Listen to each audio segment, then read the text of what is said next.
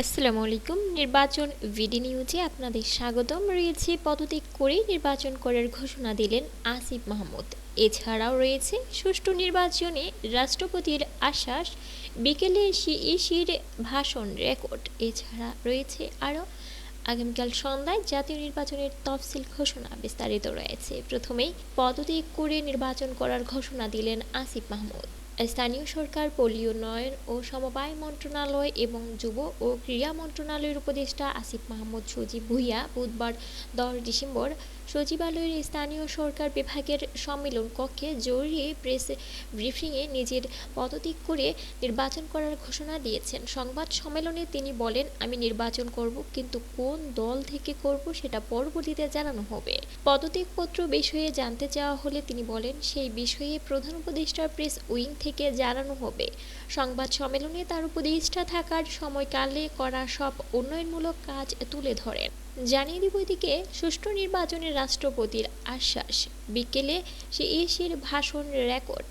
আগামী ত্রয়োদশ জাতীয় সংসদ নির্বাচন সুষ্ঠু করতে রাষ্ট্রপতি মোহাম্মদ শাহাবুদ্দিন সর্বোচ্চ সহযোগিতা আশ্বাস দিয়েছেন বলে জানিয়েছেন নির্বাচন কমিশন সচিবালয়ের সিনিয়র সচিব আখতার আহমেদ। বুধবার 10 ডিসেম্বর বঙ্গভবনে রাষ্ট্রপতির সঙ্গে তফসিল নিয়ে নির্বাচন কমিশনের সৌজন্য সাক্ষাৎ শেষ করে এসে নির্বাচন ভবনে তিনি একথা বলেন। রাষ্ট্রপতির সঙ্গে আলোচনার বিষয়ে তুলে ধরে ইসি সচিব বলেন, রাষ্ট্রপতিকে প্রধান নির্বাচন কমিশনার যে সমস্ত বিষয়গুলো জানিয়েছেন তার ভিতরে একটা হচ্ছে ভোটার তালিকা। এ বিষয়ে উনি বলেছেন যে গত জানুয়ারি থেকে শুরু করে 31শে অক্টোবর পর্যন্ত ভোটার তালিকার হালনাগাদ করা হয়েছে। এছাড়া রাজনৈতিক দলের নিবন্ধন যেটা হয়েছে সেটার সর্বশেষ অবস্থাও জানানো হয়েছে।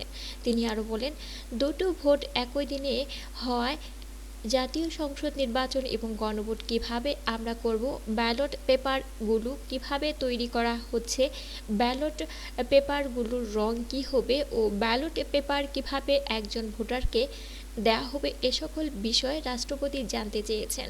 একই সঙ্গে আমাদের মক ভোটিংয়ে কতটুকু সময় নিয়েছি এবং গণনার পদ্ধতি সম্পর্কে জানতে চেয়েছেন। আমরা তাকে বিস্তারিত জানানোর পর উনি সন্তোষ প্রকাশ করেছেন। সেই সঙ্গে আমাদের ভোটের সময় 1 ঘন্টা বাড়ানোর বিষয়েও উনি সন্তোষ প্রকাশ করেছেন। রাষ্ট্রপতির সঙ্গে পোস্টাল ভোটিং বিষয়েও আলোচনা হয়েছে জানিয়ে সচিব বলেন, out of country voting and in country postal vote সম্পর্কে আমরা বিস্তারিত জানিয়েছি। এটা শুনে উনি অত্যন্ত খুশি হয়েছেন এবং উনি সার্বিকভাবে আমাদেরকে বলেছেন যে নির্বাচন কমিশন এগিয়ে যাচ্ছে।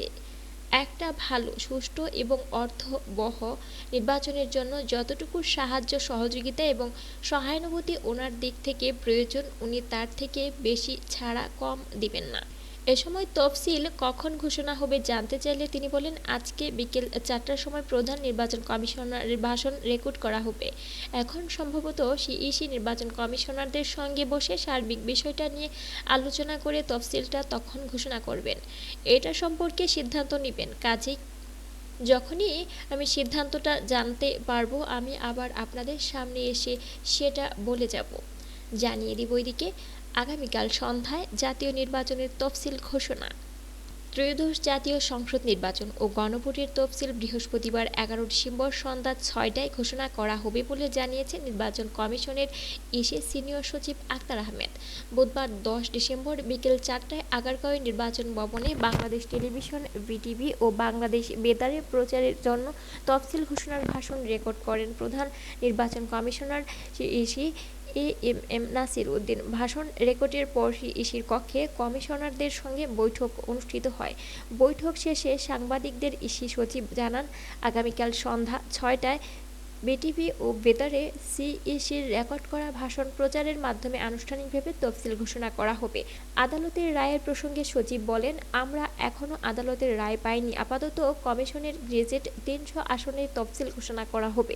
আদালতের রায় পেলে পরবর্তী সিদ্ধান্ত জানানো হবে।